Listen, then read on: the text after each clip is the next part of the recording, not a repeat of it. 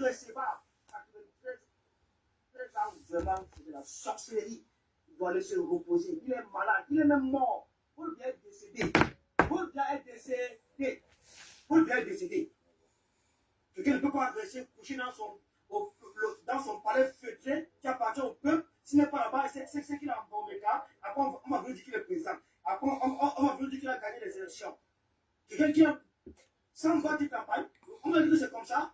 Parce que l'État est devenu une organisation partisane qui est là pour protéger les acquis du RDPC, qui est là pour le pouvoir perpétuer le continuer du RDPC, pareil que le Conseil constitutionnel, pareil que toutes nos institutions qui, ma foi, on savait très bien que ces institutions étaient semblées représenter le peuple. On savait.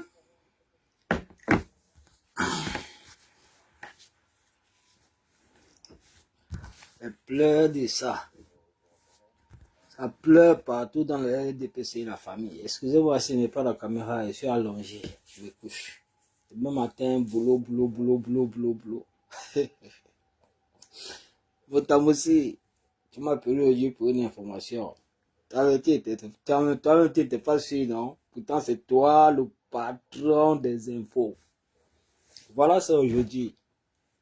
La stratégie. Camto le stratège. Il n'y a pas son deux, c'est le pape du droit. Tout a été clair, explicite. Nous avons vécu sur des situations énormes. Comment toutes ces personnes-là se sont accrochées derrière la candidature de son islam Moïse Kamto pour que ça ne passe pas. Ils ont corrompu tout le monde. Ils ont corrompu le Conseil constitutionnel. Ils ont corrompu l'ECAM. Même la sortie d'Atangandi aujourd'hui, c'était une manière de prévenir, encore une fois de plus, le Conseil constitutionnel et l'ECAM. Que ne tentez pas, il ne faut pas que ça passe. Il ne faut pas que ça passe. Aujourd'hui, il a reçu la surprise de sa vie. La surprise de sa vie. Même à travers mes lives, je l'ai toujours dit. À travers mes différents lives. Vous pouvez remonter sur mes lives. À travers mes différents lives, je l'ai toujours dit que la candidature de Kamto ne souffre de rien. Sa candidature ne souffre de rien. Il peut utiliser autant de stratégies qu'il veut. Autant de raccourcis. Il a l'APS avec lui. Il a le MRC avec lui. Il a les 300 signatures avec lui. Il a ces multitudes de partis politiques qui le tendent la main. Même si les choses, même si ces négociations ne sont pas officielles, mais ces négociations sont officieuses. Mais nous, on a les informations. Donc, on partage une information.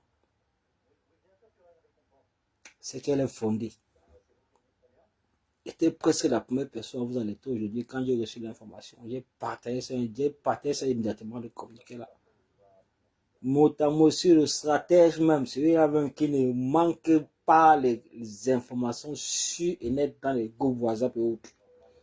Je m'ai appelé pour la vérificacité de cette information. Je lui ai dit que mon frère est valide. C'est ça. C'est ça qui est ça. C'est ça qui est ça. Pourquoi? Je vais vous expliquer. Parce que ces gens-là attendaient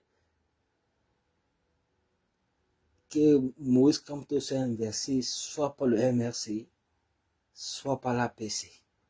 En ce qui concerne les autres différents partis politiques qui devaient peut-être inverser Moïse Kamto, ils savaient qu'ils avaient déjà effectué ce qu'on appelle la couverture sociale à travers la corruption, à travers les intimidations. Ils avaient déjà effectué ça. C'est pourquoi on appelle aujourd'hui tous ces partis politiques des partis satellites au RDPC qui sont contrôlés par Tangandi. Donc on le savait. Des partis satellites au RDPC qui sont contrôlés par Tangandi. On a reçu ici des alertes. Même le fake news qui est sorti, vous avez tous observé ça ici derrière le MC, je crois le MCNC, ce parti politique là, qui a sorti un fake news ici comme quoi les militants et sympathisants du MC les ont approchés pour une quelconque négociation sur l'investissement des Kamto, machin, de ça, des conneries. Ce sont des conneries. Donc, on ne peut que saluer aujourd'hui la coalition. Parce que derrière cette coalition que vous voyez entre le MRC et le Manidem, il y a au moins plus de 20 ou 25 autres coalitions derrière ça, y compris la société civile. Toutes ces personnes ont rejoint le mouvement. Donc, pendant qu'on se battait ici, on passait notre temps à nous entretuer ici entre le groupe de Douala. Et ils étaient en pleine négociation. Ils étaient en pleine négociation et la stratégie était très bonne. On s'est battu on s'est battu avec le groupe de Douala pour une seule raison. Parce que dans ce groupe, il y avait Elie Miloube. Et vous voyez, vous rendez compte que quand Elie Miloube a été exclu de ce groupe-là, les choses ont commencé à évoluer. Les négociations ont commencé à marcher. Jusqu'à cette annonce officielle aujourd'hui. Donc, c'était ça le problème. Donc, le RDPC ne s'attendait pas à ce zolo historique en politique. Ils ne s'attendaient pas à ça. Ils avaient déjà complètement...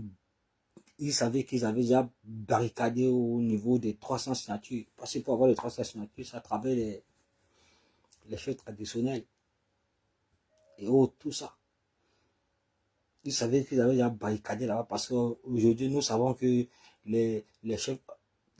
nos chefs traditionnels ne prennent que l'autorité à travers Atangandi, qui est le ministre de l'administration territoriale. C'est lui qui nomme, c'est lui qui défait nos chefs traditionnels, tous ces autres, ceux qui sont faibles.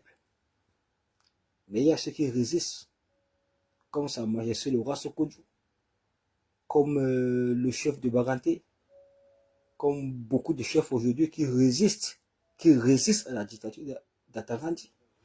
Parce que Atangandi, lui, son rôle, en fait, c'est de corrompre tous ces chefs traditionnels-là, les démunir complètement de leur pouvoir, asseoir le pouvoir et l'autorité du RDPC, afin qu'ils soient des valets, ils soient des griots, au profit du RDPC, comme ils ont réussi à faire de Kaba Yégué ce qu'il est aujourd'hui. Mais c'est exactement ça. Ils ne s'attendaient donc pas à cette gifle historique. Parce que même Moïse Kamto savait que s'il part déposer sa candidature avec son parti politique, le MRC et l'APC, bien même qu'il a alimenté le débat sur le mandat impératif nul qui sera restauré. Il dit bien qu'il sera restauré quand il sera investi par la République parce que c'est la vérité. Le mandat impératif est nul. Le mandat impératif est nul. Un élu sans fiche n'appartient plus à son parti politique, il appartient à la nation. C'est ça qui est écrit dans la constitution de notre pays, de notre république. C'est ça, la loi. Mais nous savons que le RDPC ne respecte rien du tout. Il ne respecte ni les lois, ni les lois de la constitution. Il bafoue tout pour un seul homme, pour un seul homme et pour les pouvoirs suprêmes, perpétuels et continuels. Donc, la constitution sera modifiée pour que le mandat impératif ne puisse reprendre toute sa place et toute sa splendeur et toute sa vigueur. Mais Moïse Kamto savait que s'il partait avec ce concept-là, face à ces vautours, face à ces hors-la-loi, face à ces assassins, en fait, ce sont des assassins, en fait, ces gens-là. Ce sont des personnes qui aujourd'hui n'ont plus aucune compassion pour le peuple camerounais. Ils n'ont plus aucune compassion pour la nation tout entière. Ils ne pensent qu'à leurs intérêts. Ils ne pensent qu'à s'accrocher au pouvoir pour qu'en fin de compte, nous puissions rester toujours avec 46 000 comme SMIC pour chaque citoyen. Comment un Camerounais constitué moralement, physiquement, intellectuellement peut vivre avec 46 000 comme SMIC le mois? Dans quel pays? Il y a que Cameroun que ça existe. Pourtant, en Afrique centrale, c'est le Cameroun, le pays le plus riche au monde. Mais les richesses ne sont pas partagées. Les richesses ne sont pas partagées. Écoutez, je vais vous faire écouter juste une petite vidéo. Excusez-moi de prendre votre temps, ici il est tard. Mais je vais vous passer une petite vidéo qui explique exactement comment, ce que c'est que la politique au Cameroun, ce que c'est que cette histoire de tribalisme que les gens pervertissent à tort à travers. Juste quelques secondes. Je vais vous passer cette petite vidéo de je regrettais Fou Monon Jama. Écoutez. Identitaire. Et vous avez raison, on était tombé d'accord qu'en fait, il n'y a pas 240 tribus dans ce pays, comme on prétend. Il n'y a pas la diversité tribale que l'on croit et que les Occidentaux sont venus exacerber. Il y a deux grandes tribus. La tribu de ceux qui s'accaparent, c'est tout, les avantages de notre pays. Absolument. Et la tribu de ceux qui sont exclus. Absolument. Et qui se battent désespérément pour avoir une petite place au soleil. Absolument. Et devant qui on a barricadé toutes les ouvertures. Donc il y a une poignée de citoyens camerounais qui sont emparés du pays. Absolument. Et qui le gèrent au gré de leurs intérêts. Absolument. En surveillant chirurgicalement les moindres interstices où quelqu'un d'autre voudrait passer. C'est clair. En les bloquant avec une eau cimentée pour que ça n'existe même pas, qu'il n'y ait pas de fissure. Donc, il y a les ayants droit du pays et les autres qui sont exclus du droit d'être. C'est que N'Djala s'est voilà. Comme ceux qui mangent et ceux qui ne mangent pas. Voilà. Parce que pour le vivre ensemble, ce n'est pas un problème. C'est un faux problème. C'est un faux problème que les experts de la Banque mondiale, de l'UNESCO ont concordé pour nous faire perdre le temps ici. On n'a pas de problème de vivre ensemble. Non, je suis d'accord. Il y a 40 ans, 80 ans, les Bamileke montaient à Yaoundé, les Yaoundés montaient au nord, et vice-versa, les gens vivaient, ils se mariaient. Bien sûr. Ils se nouaient d'amitié et se donnaient des noms les uns aux autres, à leurs enfants. C'est ça qu'on appelle vivre ensemble. Il n'y a pas un problème de vivre ensemble. Dans les quartiers, il n'y a pas de problème de vivre ensemble. Vivre ensemble n'est même pas une problématique. Parce que même les chiens vivent ensemble. Les chiens, je les vois se promener dans la rue. Ils vivent ensemble. Le soir, ils vont se coucher. Le matin, ils se lèvent encore, les chiens. Et ils vivent ensemble, ils marchent ensemble. Sauf lorsqu'on leur jette un morceau de viande. À ce moment-là, tu ne reconnais plus les deux amis. La caninité s'arrête là. Comme chez nous, l'humanité s'arrête lorsqu'il y a le partage d'avantages. Ce qu'il y a, la pomme de discorde, c'est le moment de la répartition des avantages. Et c'est là où naît les néofascistes. C'est là que naît maintenant le problème de vivre ensemble. Le tribalisme. À vrai dire. Les néofascismes est né. Voilà, vous avez tout compris, vous avez tout compris. Ici, vous avez passé le feu, professeur Monon Jama. Vous le connaissez très bien. Il a été chaud, clair dans ses déclarations, clair dans ses sorties, qui va pour l'intérêt de la nation. La famille écrivait tous comme tout président ici, là, dis donc. Écrivez ça, comme tout président. Écrivez ça, comme tout président, dormant avec ça. Comme tout président. Comme tout président. C'est tout ce qui a été cité là, il a vaincu tout ça. Ça n'a pas été facile, ça a été un combat de longue haleine. Depuis que Kamto a déclaré qu'il ne va pas se présenter aux élections de 2019-2020, les gens ont mis sur pied l'arsenal pour bloquer sa candidature. Je dis bien pour bloquer sa candidature. Vous avez observé ici par quoi il est passé, par toutes les stratégies. Les intimidations et autres, tout ça marche, tout ça. Les violations des textes et lois, de la Constitution, les lois électorales et tout ça. Il s'est battu. Il a même organisé ce débat sur le mandat impératif pour inscrire le peuple camerounais. Je dis bien pour nous inscrire, pour que nous ayons au moins une connaissance aujourd'hui de notre constitution. Parce que la base même de notre pays, l'intégrité même de la nation, c'est notre constitution. Si nous ne prenons pas connaissance de notre constitution, on va se laisser arnaquer. On va se laisser arnaquer, vous ne pouvez pas savoir. Les sales politiciens qui n'ont que les yeux pour leurs intérêts, ils vont utiliser cette constitution-là pour s'enrichir, enrichir les familles au détriment du peuple.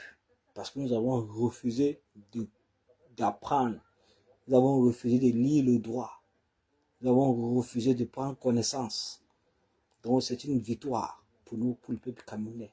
Aujourd'hui, de connaître ce que le mandat impératif nul qui sera restauré après l'investiture de son Islam Moïse Kamto.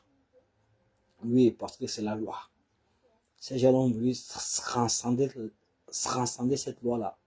Ils ont voulu la bafouer, la violer. Pourtant, c'est la loi. Elle doit être appliquée. Mais comme tu as vu les enjeux, vu l'appel de son peuple pour le changement, en ce qui concerne sa candidature, parce que Kamto en réalité n'est pas le candidat d'un parti politique. Il est le candidat du peuple. Il est le candidat du peuple. C'est pourquoi sa candidature est très importante, quel qu'en soit le parti politique qui va l'investir, même c'est le RDPC. Il dit quel qu'en soit le parti politique qui va l'investir, c'est le candidat du peuple. Et ils le savent. C'est pourquoi ils sont prêts à tout. Ils ont tout manœuvré, ils ont tout œuvré, ils ont tout misé.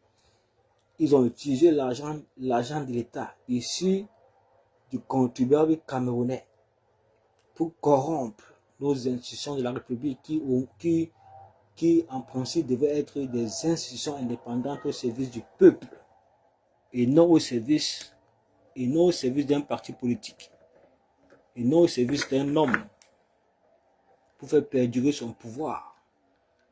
Vous comprenez? Ils ont puisé dans les caisses de l'État. C'est pourquoi quand vous avez suivi quand vous avez suivi le très grand Lamido Alami Ousmane lors de son passage à Equinox, il a bien réitéré qu'il y a plus de 136 milliards qui ont disparu comme ça des caisses de l'État. Ce n'est pas un hasard. Cet argent a disparu pour servir uniquement par toutes sortes de stratagèmes de corruption pour la candidature de Paul Biya. Ils savent très bien que Paul Biya ne contrôle plus absolument rien du tout. Rien du tout. Donc, c'est aussi spirituel. C'est pourquoi nous devons, en quelque sorte aussi, beaucoup prier afin que nos prières accompagnent également la dynamique, le combat et le sacrifice de son Islam Moïse Kamto. Parce que nous savons qui nous avons en face de nous. Nous n'avons pas en face de nous des républicains. Nous n'avons pas en face de nous des nationalistes. Nous n'avons pas en face de nous un gouvernement en fait. Nous avons en face de nous des sectaires, des tribalistes. Vous comprenez? Nous avons en face de nous des gens qui sont prêts à tout pour confisquer le pays, pour confisquer le pouvoir pendant 200 ans, pendant 300 ans, si nous ne faisons rien. Parce qu'aujourd'hui, si le peuple camerounais baisse les bras et laisse faire en sorte que le RDPC se régénère à travers la fraude pour un mandat de 7 ans, ils sont complètement foutus. Il n'y aura plus rien qui pourra arrêter ce parti politique-là. Ça serait très très difficile. Les gens n'auront plus de force, les gens n'auront plus d'énergie. C'est pourquoi octobre 2025 qui est proche là, c'est un appel au peuple. C'est un appel historique pour la libération de notre patrie, pour la libération de notre nation. Nous devons nous unir main dans la main pour arracher notre pays, pour ne pas dire notre souveraineté, entre les mains de ces imposteurs qui gouverne notre pays par procuration, qui gouverne notre pays issu des hautes instructions. Vous le savez tous, ce n'est plus un secret de polichinelle pour quiconque ici. Paul Biya est fini, il appartient au passé aujourd'hui. Il ne gouverne plus. Il ne détient ni ses capacités mentales, ni ses capacités physiques, ni ses capacités morales, ni ses capacités intellectuelles et intrinsèques. Si vous le voyez apparaître à travers les vidéos qui ont été découpées, issues du cabinet noir, qui est alimenté par Bonda Yolo, c'est uniquement pour un semblant, pour un paraître, pour un semblant de paraître. Si vous voyez Paul Biya debout pendant 2 minutes, ou bien pendant quelques secondes, sachez qu'il est dopé à la kétamine, pour le faire paraître pour quelqu'un qui dirige le pays, quelqu'un qui a encore toutes ses capacités mentales, tout ça, pourtant c'est faux. À 92 ans, à 93 ans, on ne peut plus détenir ses capacités mentales, physiques et intrinsèques. Quand vous partez sur les pages de Maître Alice, comme des personnes qui ont atteint le 3e âge comme ça, elles ressentent les mêmes effets. Elles se dévoilent. Elles disent la vérité sur leur état physique, sur leur état mental, sur leur état intellectuel. Et elle réintègre qui a 92 ans, parce que Maître Alice, qu'on n'a pas encore atteint 92 ans, elle est dans les 83 ans comme ça, elle n'a pas encore atteint 92 ans. Imaginez si elle atteint 92 ans.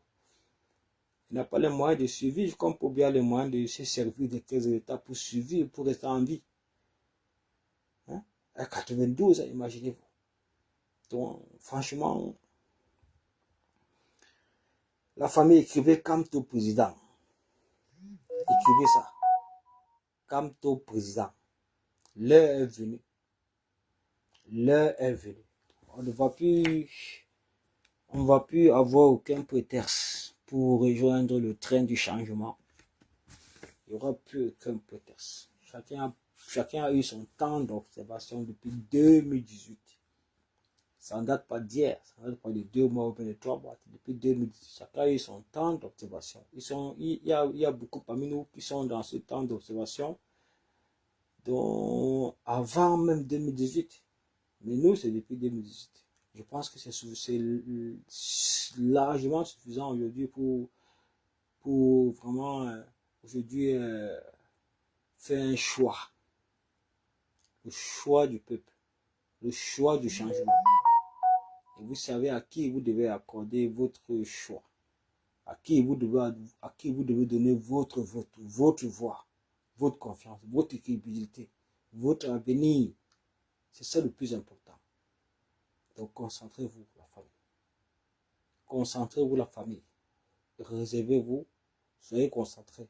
Le moment est arrivé, c'est le 12 octobre. C'est le 12 octobre que tous ensemble, nous devons aller élire notre président de la République. Le choix du cœur, le choix du peuple, le choix du changement, le choix de l'avenir, le choix d'une nouvelle politique, le choix d'un nouveau gouvernement, le choix d'un nouveau président. Voilà. Cette responsabilité vous appartient à personne d'autre. À personne d'autre. Personne ne viendra choisir pour vous. Personne ne viendra vous imposer quoi que ce soit. Vous avez eu votre temps d'observation. Rendez-vous le 12 octobre, la famille. Le semaine ne vient pas tellement. Je suis content de tout ce que je vois sur la toile là. C'est concerne la candidature de notre champion, de notre président, du 3e président de la République du Cameroun. Je suis tellement content. Ça veut dire qu'on doit continuer le combat. On doit continuer la sensibilisation. On doit beaucoup plus continuer les mobilisations. Oui, parce que étant mobilisés, nous sommes beaucoup plus forts. Nous sommes beaucoup plus unis. La sensibilisation va également dans le sens que les Camerounais doivent être prêts. Le moment venu, à aller voter, c'est-à-dire le choix du peuple.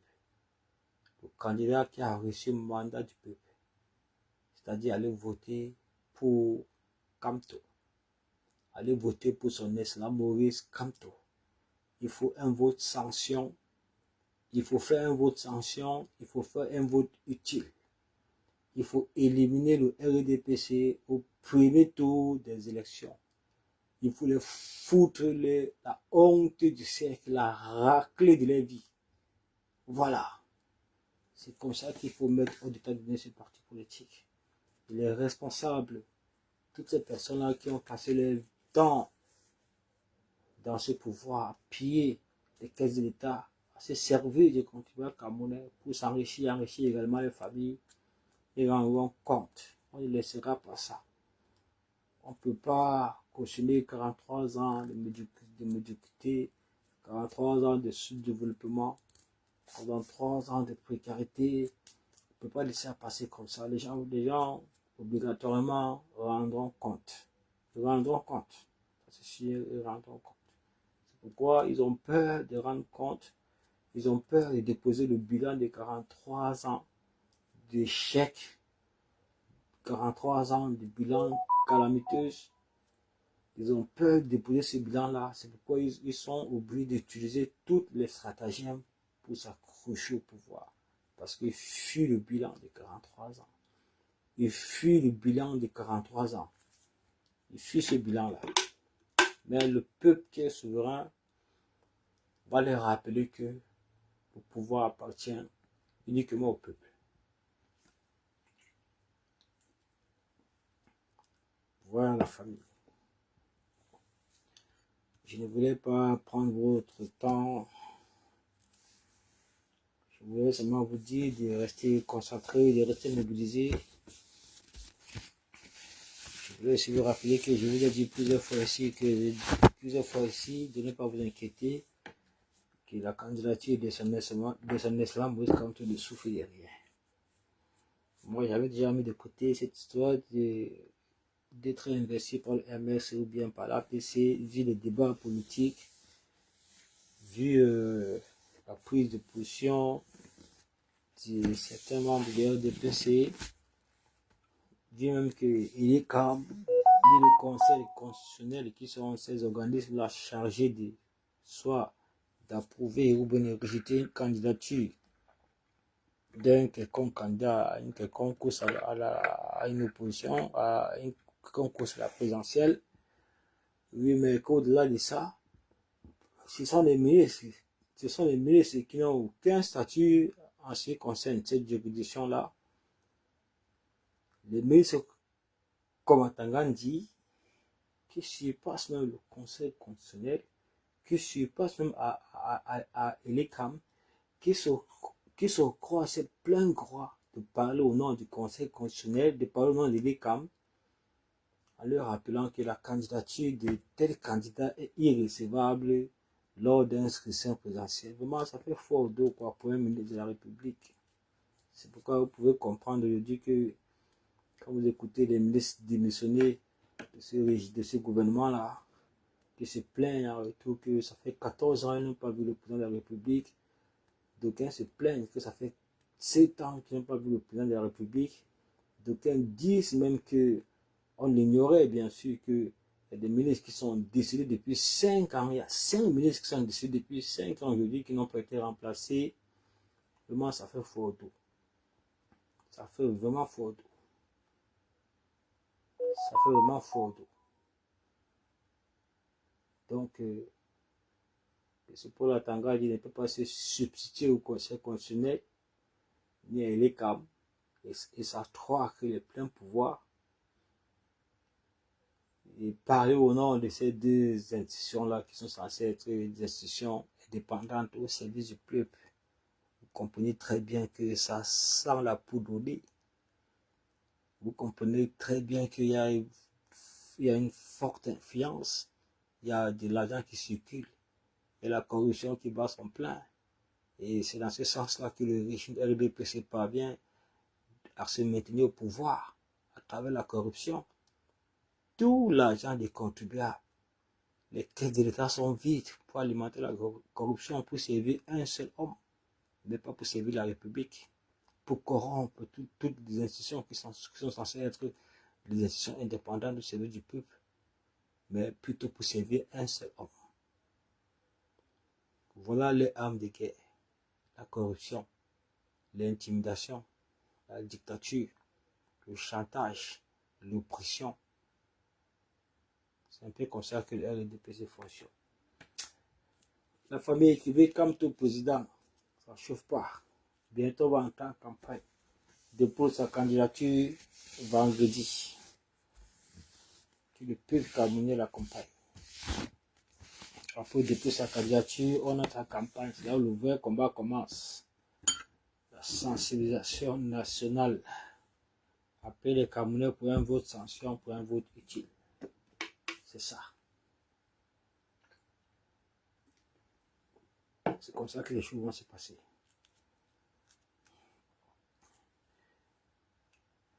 Vous ne posez pas de questions à la famille. Posez vos questions et vous répondez. Non, je ne dors pas. J'ai encore peut-être 5-10 minutes avec vous. Écrivez comme tout président. Comme tout président, écrivez ça. Tous les adeptes du changement. Tous les adeptes du changement. Toutes ces personnes-là qui croient à son excellence Moïse Kamto, qui croient à son programme politique, qui croient à un nouveau Cameroun, qui croient à une nouvelle république, à une nouvelle démocratie. Écrivez Kamto président. Écrivez Kamto président.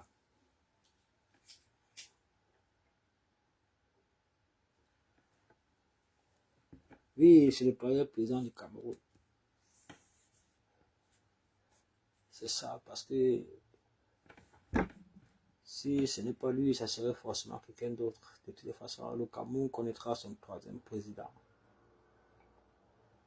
La prophétie de Moïse Dogmo. C'est le troisième président du Cameroun. Pour vaincre une dictature de celle de RDPC, une dictature de 43 ans, 43 ans de pouvoir sans partage, c'est pas facile du tout. C'est pas facile. Il faut travailler le peuple. Il faut travailler la conscience des Camerounais. Il faut réveiller le peuple. Il faut sortir le peuple de sa torpeur, de son ignorance. Il faut enseigner le peuple. Il faut conscientiser le peuple. Il faut préparer le peuple. Et c'est ce que Moïse Kamto a réussi à faire. Bravo à lui. Bravo à cet homme d'État. Bravo à son courage. Bravo à son humilité. Bravo à son amour pour la patrie. Moïse Kamto, troisième président de la République du Cameroun, ça ne chauffe pas. Écrivez ça.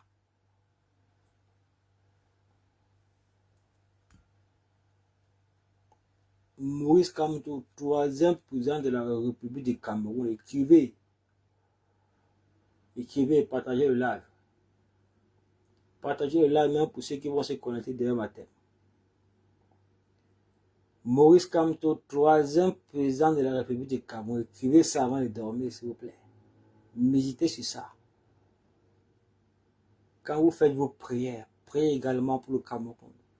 Priez pour le changement au Cameroun. Priez pour l'accompagner dans son combat, dans ses sacrifices. Priez l'Éternel Dieu Tout-Puissant afin que l'Éternel accorde sa grâce, l'accorde ses bénédictions, lui donne la force, lui donne l'énergie de rassembler davantage autant de Camerounais pour le changement, tant escompté par le peuple du changement. Les Camerounais crient au changement. Les Camerounais crient à un référendum. Les Camerounais appellent à l'alternance. C'est inévitable cette alternance-là. Si le RDPC n'a pas préparé, comment je peux appeler ça? Si le RDPC n'a pas préparé les candidatures, parce qu'à un moment donné, quand vous suivez les xénofascistes comme les gens Famen Dongo, vous suivez les conservateurs comme les Gego-Ona, vous vous rendez compte qu'ils ont complètement pris Paul Biya pour un mythe, pour quelqu'un qui est éternel, quelqu'un qui ne peut pas mourir, qui ne peut pas décéder, qui ne peut pas céder la place. C'est pourquoi il y a toute cette cacophonie aujourd'hui que vous observez qui se passe au sein du RDPC même. Depuis 2016, le RDPC n'a pas fait de congrès pour renouveler les statuts, pour élire un nouveau président. Ils sont en Como, ils sont en toute violation de leurs propres lois et tests de leurs propres partis politiques. C'est pourquoi vous allez voir aujourd'hui ressurgir Léon Taylor Onana, qui leur rappelle ça.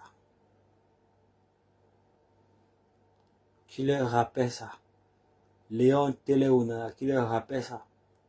Et ça chauffe. Ça chauffe de partout. Ces gens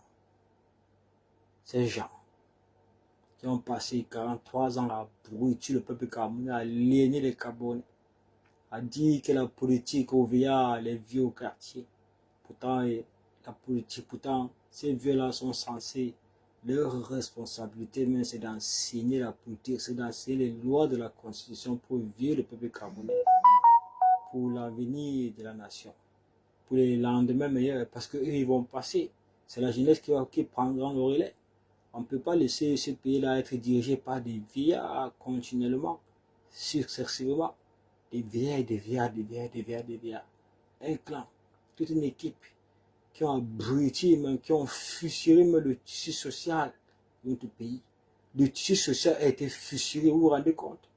Le tissu social de la nation a été fissuré complètement par leur stupidité modèle de gouvernance, les divisions et autres, les égocentrismes et tout ça, les immaturités, les médiocrités au sein de nos institutions de la République. C'est du n'importe quoi. Avec eux, tout se fait au faciès. Je dis bien qu'avec eux, tout se fait au faciès. Au faciès. Quand vous observez seulement ici au niveau de la diaspora, observez seulement au niveau de nos représentations diplomatiques, nous en avons combien? Toutes les personnes qui occupent nos postes à responsabilité au sein de nos représentations diplomatiques sont tous des petits boulots. À l'exception de 2 personnes seulement, un anglophone et un babylonique. Tout le reste là sont des petits boulots. Quand vous partez dans la police, des petits boulots. Quand vous partez dans l'armée, c'est des petits boulots. Avant que le Grand Nord ne se plaigne, jusqu'à aujourd'hui, il y a eu des nominations, il y a eu des remplacements. Tout est veillé à Pobia à travers la gouvernance par procuration, qui est gérée par Chanta Bia, Ferdinand Gongo, Vonda Yolo, Osra Baboki, Fambia. Ils sont en train de faire un semblant, je sais pas, un semblant de repentance au niveau de la population du Grand Nord, en nommant 2 personnes du Grand Nord dans des responsabilités, dans des postes à responsabilité au sein de l'armée. Il est trop tard pour ça. C'est pas parce que le peuple du Grand Nord s'est réveillé aujourd'hui que vous allez vous accorder une petite place au sein du pouvoir. Non. Le pouvoir, en réalité, devait se départager depuis le début dans toutes les 10 régions du pays.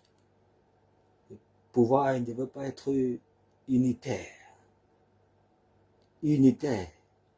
Comme ce qu'ils sont en train, comme ils ont réussi à faire du RDPC et tout le reste des partis politiques, à l'exception du RDPC, et tous ces partis politiques qui ont compris depuis 2018 l'intérêt suprême de la nation, des partis satellites au RDPC. Je dis bien des partis satellites au RDPC. Il y a quelques-uns de ces partis politiques qui sont sortis complètement de ce marasme, de cette imposture politique, cette corruption légendaire qui dure depuis des années. Le RDPC est un parti corrupteur. Il utilise l'argent issu des caisses de l'État pour corrompre seulement. Corrompre toutes nos institutions. Cet argent qui devait permettre à construire le pays, à développer notre pays, à tracer notre pays, à couvrir notre pays à travers des infrastructures, des institutions fortes, des universités, des routes, des autoroutes, de l'eau, de l'électricité. Tout ça là. Il utilise l'argent seulement pour préserver le pouvoir. Quand vous voyez un parti politique arriver à ce niveau-là, c'est un danger national. Ça veut tout simplement dire qu'ils sont atteints de la boulimie du pouvoir. la boulimie du pouvoir. Et quand des personnes sont atteintes au sein de la nation qu'on appelle république, je dis bien pas monarchie. On peut encore supporter c'est au sein de la monarchie. Mais on n'est pas encore arrivé au niveau de la monarchie. Nous sommes encore en république. Quand vous voyez un parti politique qui se comporte en république comme ça, avec cette idéologie de boulimie du pouvoir qui les anime, c'est un danger pour la nation. Il faut complètement s'unir pour les éliminer, pour les écarter. Définitivement.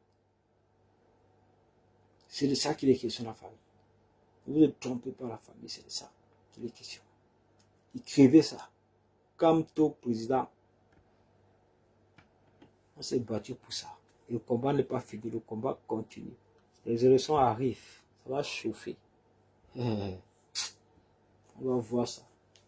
Malgré les machines de faute, il dit bien malgré toutes les machines de faute, on sait tout ça. Comme tu sais, il n'est pas bête. Il sait qu'il est calme. C'est le RDPC, Conseil constitutionnel, RDPC, Assemblée nationale, RDPC, le Sénat, RDPC. Tout là-bas, c'est RDPC. Il ne compte que sur le peuple. Il ne compte que sur le peuple. C'est pourquoi je peux encore vous confirmer ici que Maurice Kamto n'est pas le candidat d'un parti politique. Maurice Kamto est le candidat du peuple. Écrivez ça, pardon. Écrivez aussi, non, les gens vont lire ça demain. Je sais que vous êtes fatigué, vous dormez, certaines personnes sont là, ils sont connectés, mais ils dorment. Mais écrivez ça quand même. Maurice Kamto est le candidat du peuple. Maurice Kamto n'est pas le candidat d'un parti politique. Écrivez, non, écrivez ça.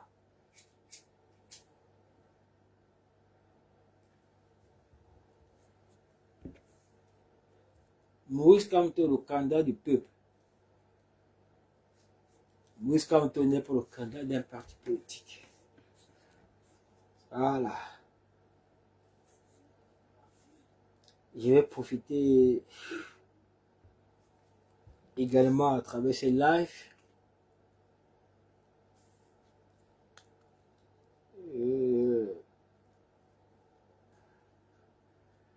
pour m'adresser aux camarades combattants Anissa Ekane du parti Manidem.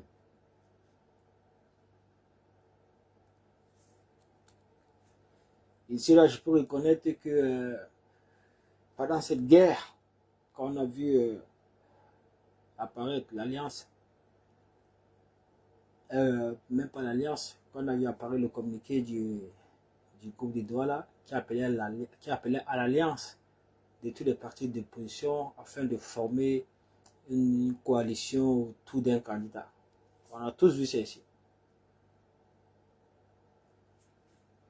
Mais autour de cet appel, à travers ces communiqués, il y avait également la signature d'Elimi Lobé, qui est d'ailleurs un personnage très controversé au niveau de la communauté nationale et de la communauté internationale, qui concerne la nation et les communautés, qui a été reconnu comme un personnage vraiment très nocif et que sa communication vraiment elle doit être même révoquée et interdite par le gouvernement. Parce que le tribalisme en général ne se vit pas au sein des communautés, au sein de la population. Le tribalisme se vit uniquement au sein du pouvoir. Quand le pouvoir est menacé, ils sortent de marché de tribalisme pour se protéger et nous permettre de nous diviser davantage. Et c'est Elimi Lobé qui a été chargé de mission pour effectuer ce travail. Donc on a compris cela, c'est pourquoi il a été exclu complètement du groupe de Douala et les négociations ont repris. Nous sommes très fiers. Je vais profiter à travers ce live pour annoncer que je vais spécialement faire une vidéo pour présenter mes sincères excuses fraternelles, patriotiques également aux camarades combattants Anissa Ekane j'ai ici évoqué les raisons pour lesquelles on s'est vraiment combattu sur la toile. Quand il y a eu l'annonce du parti, l'annonce de communiqué du groupe, de la création du groupe Douala, qui avait pour but de réunir tous les leaders de l'opposition afin de coaliser un seul candidat à présenter à l'élection présidentielle. On a vu ceci. Mais la signature des libéraux à travers ces communiqués, les débats qui s'en sont suivis ont vraiment nous a laissé beaucoup en froid.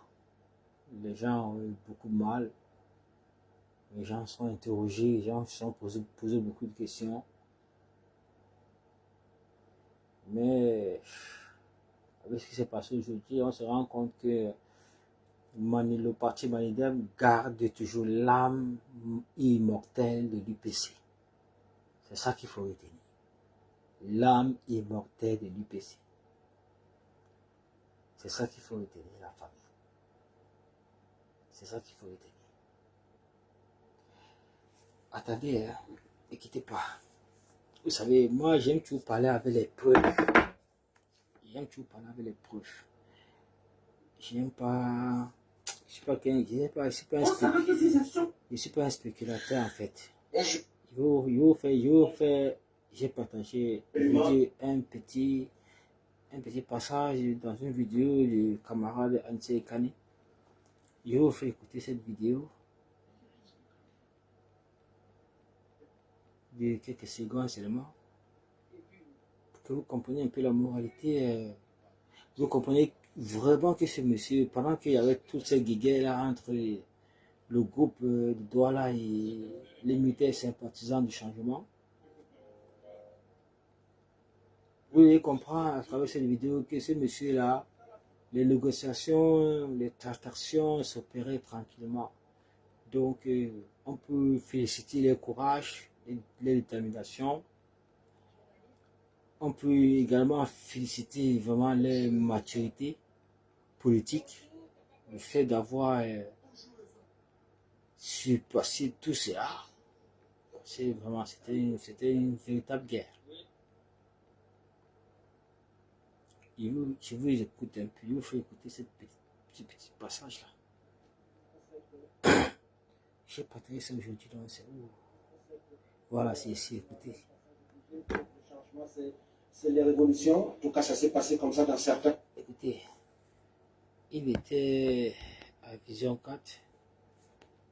Qu'est-ce qu'il y a encore?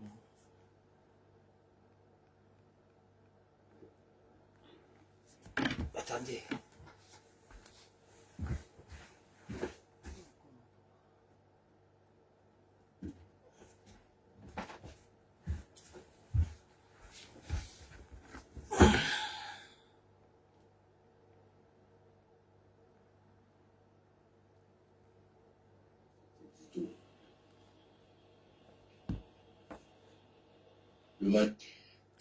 Le Manidem. On sait que généralement le passage obligé pour le changement, c'est les révolutions. En tout cas, ça s'est passé comme ça dans certains autres pays, dans certains autres cas. Mais si la révolution doit conduire des autres au sacrifice, aux pertes en vie humaine, qu'est-ce que vous suggérez, vous, en tant que président de parti politique? Alors, j'avais des frissons. Ça, c'est Ansé Ekani qui s'exprime. Écoutez, il est à la chaîne Vision 4. Écoutez ce qu'il a dit jusqu'à la fin, c'est quelques secondes. J'écoutais cet édito. Le Manidem, idéologiquement, n'est pas poche. Bien merci. Mais c'est un réquisitoire grossier que je viens d'entendre là. Si c'est la ligne éditoriale de Vision 4, à la veille des élections, ce n'est pas sérieux. Le thème était sacrifice. De quel sacrifice parle-t-on? Il peut y avoir des maladresses dans l'expression d'un point de vue. Cela n'autorise pas à faire ce que je viens d'entendre là sur M. Kanto et le MRC. Y compris, on a fustigé tous ceux qui l'entourent. vraiment, vraiment, quand c'est trop, c'est laid. Vraiment. Vraiment, quand c'est trop, c'est laid. Vous savez, ce qu'il faut aujourd'hui dans notre pays, c'est apaiser le pays, apaiser les tensions, réconcilier les Camerounais, tourner la page dangereuse qui a commencé après les élections, pendant les élections de 2018. Ce n'est pas remettre de l'huile sur le feu. Et ce genre d'édito remet de l'huile sur le feu. J'espère que la direction de Vision 4 va rectifier sérieusement cet édito qui, à la limite, ne sert même pas Vision 4. Dans la mesure où une chaîne de télévision peut avoir son édito, sa ligne éditoriale, mais dans un contexte démocratique, ménager les points de vue divergents. Voilà la première chose. Et cette remarque, je crois qu'elle est sérieuse et je suis outré. Je vous le dis. D'accord. Alors, on sait que généralement le passage obligé pour... Vous avez écouté le grand professeur Anissé Kani lors de son passage en Vision 4. Ah, il a été clair. Il a rappelé en Vision 4 d'arrêter avec ces discours partisans là. D'arrêter avec les avertis, son islam Moïse Kamto. D'arrêter. Pendant ce temps, les tractations s'opéraient en silence, tranquillement, jusqu'à l'annonce aujourd'hui de l'investiture de son islam Moïse Kamto par le parti Mandem. Voilà. Donc, on peut être fier de nous. On sait que notre champion sera candidat. Non seulement qu'il sera candidat, il sera également investi président par la volonté du peuple, par les suffrages du peuple, par les votes du peuple. Il sera investi candidat. C'est notre souhait à tous. Pourquoi? Parce que nous voulons le changement. C'est clair aujourd'hui qu'après 43 ans de pouvoir sans partage, le RDPC a complètement échoué. Il dit bien échoué dans son programme. Échoué complètement sur tous les objectifs de la République. Il n'y a pas de débat là-dessus. Programme calamiteux. Franchement. Et ils le savent. Ils le savent très bien. C'est pourquoi ils ont peur de rendre le bilan. Ils ont peur de rendre compte au peuple du bilan de 43 ans de pouvoir sans partage. Ils ont peur de ça. Ils vont tous fuir le pays. Comme vous les voyez, ils vont tous fuir. Ils vont tous fuir. Sauf ceux qui n'ont pas réellement détourné. Parce que dans ce gouvernement, au sein de ce gouvernement-là, il y a des personnes qui s'en fichent pas mal de la nation, de la population, des intérêts de la nation, des intérêts même de la République. Ils s'en fichent, ils pillent, ils volent, ils pillent, ils volent, ils s'enrichissent. Ils enrichissent leurs familles, tout ça. Ils placent les familles dans les postes à responsabilité, les postes à pouvoir. Comprenez un peu? Ils ont peur de présenter le bilan des 43 ans. Parce qu'il faut vraiment présenter le bilan, hein. Attention, hein. Il faut présenter le bilan. Ce n'est pas un jeu. Nous sommes en République. On parle d'un pays. On parle des ressources naturelles de notre pays. On parle de ce que le pays peut produire en ressources naturelles, qui en principe devait être départagé avec la population, qui en principe devait être servi, qui devait servir à développer, à construire notre pays, à développer notre pays, à aménager notre pays, jusqu'à nos hôpitaux, jusqu'à la couverture sociale, jusqu'à la pension retraite, jusqu'aux handicapés. Bref, c'est toutes les formes de couverture sociale. C'est terrible. On se croit aux antiquités. On se croit au 21e siècle. Qu'il y a des choses qui évoluent partout. La couverture sociale qui est prise en charge, qui est un sujet très épineux auquel les nations ne jouent pas avec, les populations ne jouent pas avec, que si un président tente d'être inversé et qui vient s'amuser avec la couverture sociale d'une population qui a besoin d'être soignée, l'éducation également qui ne doit pas être payée. Pareil que la couverture sociale. Parce que le pays produit des richesses. Le pays produit des richesses pour permettre que tout cela existe. Que tout cela prenne forme. Ah oui, mais toutes les richesses que le pays produit, il n'y a qu'une minorité qui s'accapare de ces richesses-là pour s'enrichir au détriment de la population. C'est donc ça qu'il faut changer. Car ça existe. C'est bien réel. Tu ne peux pas être accepté dans le gouvernement de Paul-Biya si tu n'es pas un voleur. Si tu ne voles pas. Parce qu'il sait que tu voles. Au fur et à mesure que tu voles, il le sait. Et à travers ça, tu te transformes obligatoirement en griot ou en mendiant. Tu vas chanter son nom comme le fait Kawayege Djibril, comme le fait également tous les partisans du RDPC qui n'ont pas honte,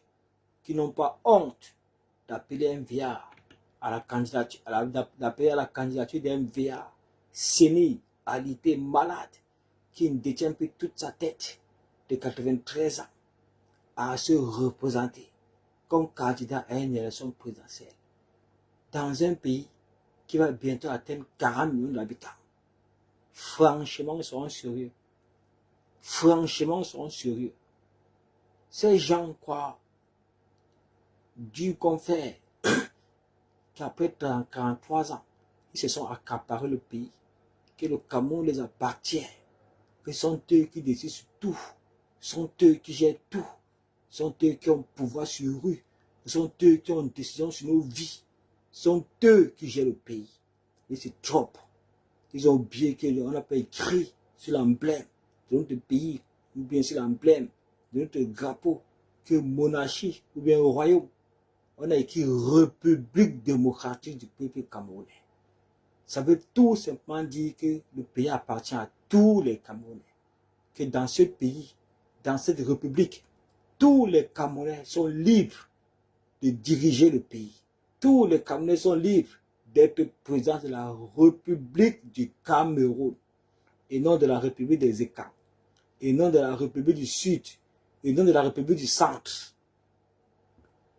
Voilà ce qu'il faut retenir. Dans la famille, les Sarginats sont dos au mur, n'arrivent plus à parler. La honte du siècle. Le mandat impératif nul les a coué le bec. On les a instruits avec ça. On les a instruits, ils ne savent même pas qu'on les a instruits, on les a ouvert les cerveaux. Moi-même, personnellement, je ne savais pas ce que voulait dire le mandat impératif nul. Je ne savais pas ce que voulait dire l'article 80, alinéa 1 de la Constitution. Je ne savais pas ce que voulait dire l'article 121, alinéa 1 ou bien l'article 131, alinéa 3 de la Constitution. Tous ces articles-là, c'est à travers ce débat sur le mandat impératif nul que j'ai commencé à consulter la Constitution, à lire maintenant, à m'instruire. J'ai compris beaucoup de choses. Que Paul Biya au pouvoir, que si Paul Biya a 43 ans de pouvoir aujourd'hui sans partage, c'est grâce à toutes sortes de violations de la Constitution, de nos lois républicaines. Donc, ces Sarginats-là doivent dire merci au président Kamto parce qu'on les a éduqués. Il les a enseignés, il les a inscrits à travers le mandat impératif nul qui a permis à beaucoup de Camerounais, y compris ces Sarginats, à aller lire la constitution de leur pays. Moi également, je suis allé lire la constitution de mon pays à travers ce débat sur le mandat impératif nul là. Je suis allé lire. Et à travers ma lecture, j'ai compris que si Paul Biya est là aujourd'hui, 43 ans de pouvoir sans partage, c'est grâce à toutes sortes de violations de nos lois, de la Constitution et de nos textes. C'est grâce à ça. C'est pourquoi, vous pouvez comprendre, lors de son investiture, après qu'il ait fait 10 ans, il a senti le pouvoir le sucrer. Il a tué sa femme. Il a tué sa femme, Irène Biya, parce qu'elle avait demandé de quitter le pouvoir. Vous comprenez? Il avait demandé de quitter le pouvoir. Elle a compris que les Camerounais ne doivent pas lire la Constitution. Il a sorti ce discours. La politique aux vieux, la politique aux vieux, les jeunes au quartier. Donc les jeunes ne doivent pas s'imprégner de la politique. Les jeunes ne doivent pas s'enseigner de la politique, ne doivent pas s'instruire de la Constitution, ne doivent pas s'instruire de la politique.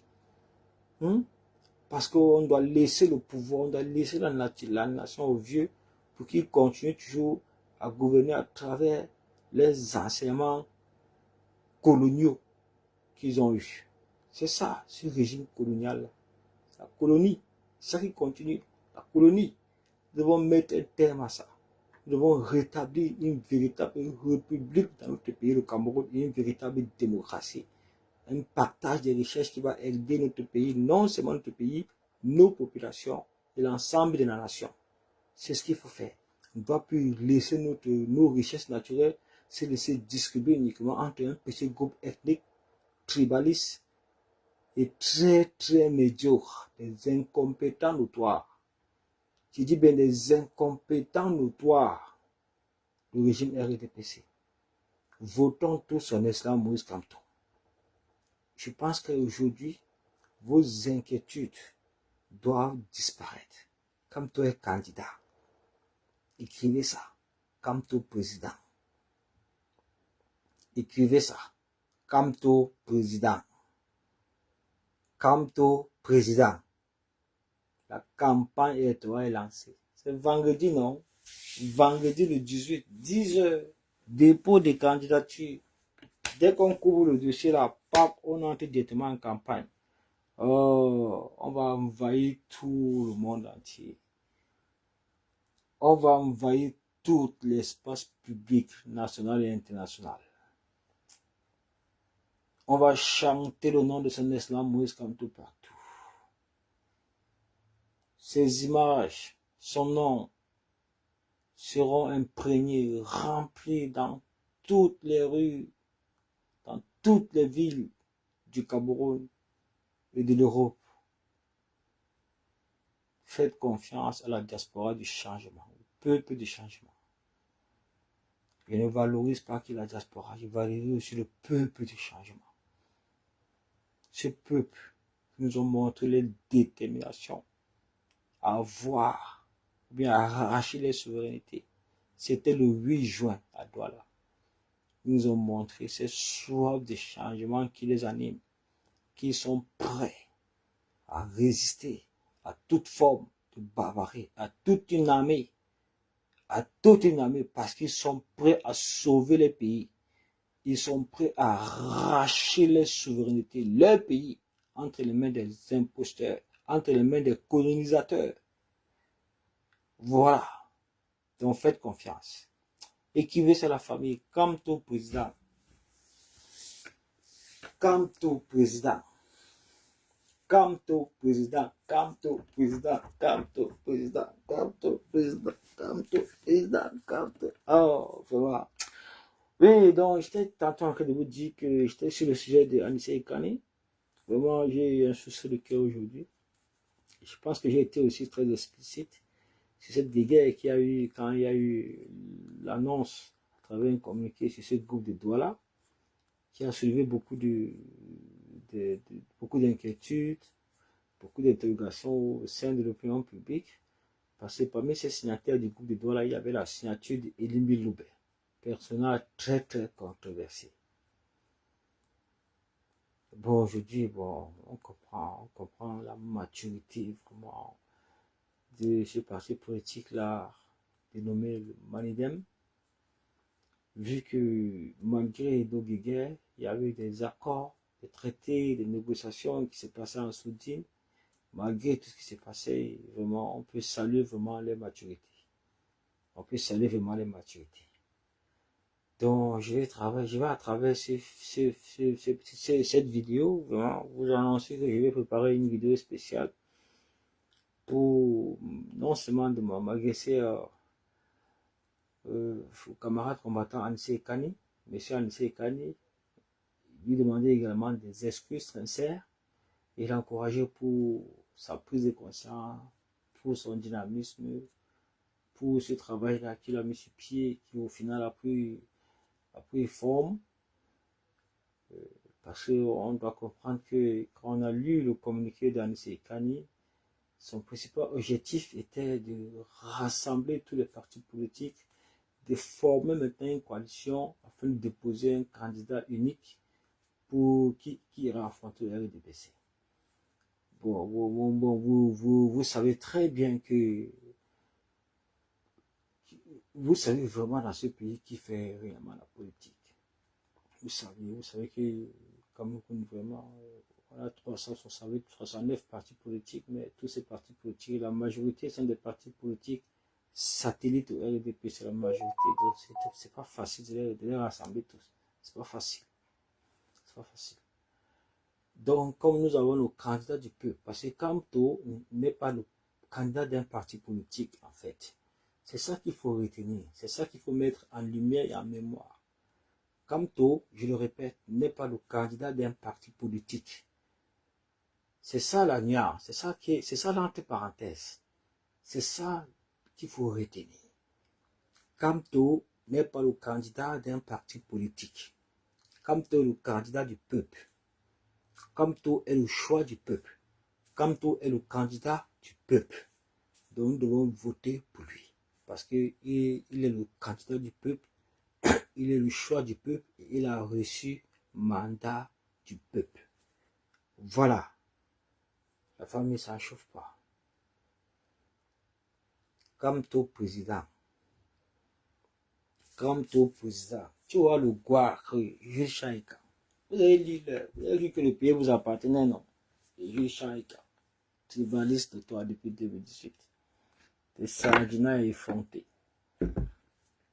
Qui ont cru qu'ils vont essayer, qu'ils vont ramener les histoires de tribalisme, le tribalisme qu'ils ont réussi à amener en 2018 pour diviser le Camerounais, diviser l'opposition.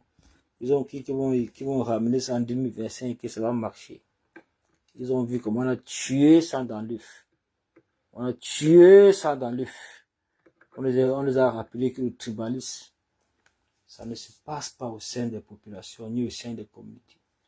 Le tribalisme est uniquement perpétré au sein du pouvoir, surtout quand le pouvoir du RDP est menacé.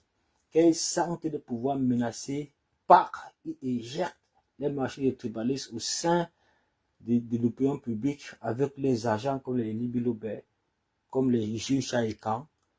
Ils injectent ça partout et puis ça se répand un peu partout à travers les réseaux sociaux. Ils ont essayé ça. Vous avez vu comment ils ont essayé de ramener ça. On a botté ça en touche. Personne ne s'intéresse. Ne vous intéressez pas à ça, la famille. C'est la distraction puérile. C'est la distraction puérile. Sans issue. On se concentre pour le changement. C'est le bilan du RDPC qu'on doit beaucoup plus viser, qu'on doit les imposer, qui nous présentent le bilan. Et ce bilan est calamiteux. Ce bilan est désastreux. Conclusion, ils doivent quitter le pouvoir. Conclusion, le RDPC doit quitter le pouvoir. Ça n'échauffe pas. Voilà. C'était ça. La famille, moi, vous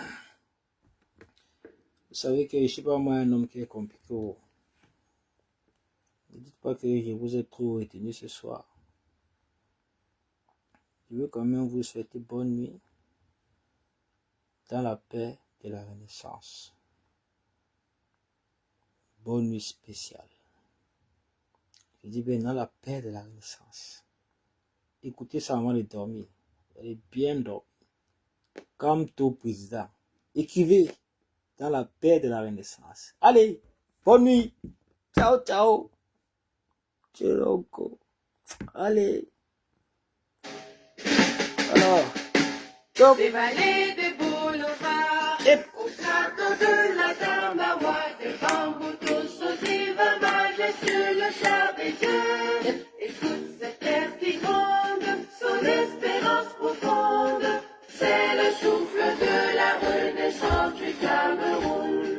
Les sources de Nanga, les torrents de la Sanaga, les ravines de seigneurie par les flots du Bouri. Ce flot de réjouissance, c'est la nouvelle naissance, c'est le souffle de la renaissance du Cameroun.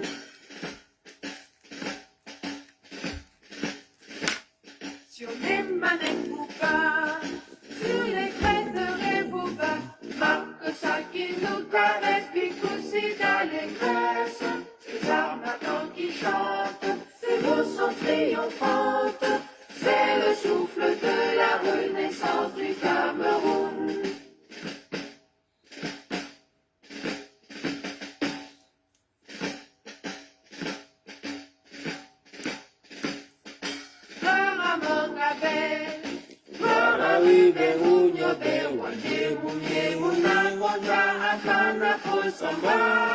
Lumière de la nation, éclaire nos cœurs de lion, c'est le souffle de la renaissance du Cameroun.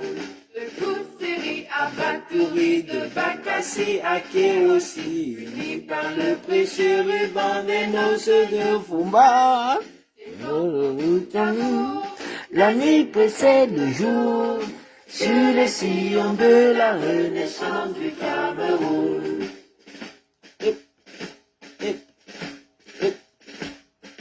Frères et sœurs ensemble, pays des indomptables, sur les sillons de la renaissance du Cameroun. Frères et sœurs ensemble, prenons-le vivre ensemble, sur les sillons de la renaissance du Cameroun. Afrique de tes ancêtres, que non détourne mon être, je m'engage sur les sillons de ta renaissance. Afrique en miniature, pour ta progéniture, je m'engage sur les sillons de ta renaissance. Sur les sillons de la renaissance du Cameroun, je m'engage sur les sillons de ta renaissance. La patrie ou la mort, la famille, nous vaincrons. Merci. Ciao, ciao, bonne nuit. C'était Port de l'Ouest, Olivier Tchana, commandant en chef adjoint de la base.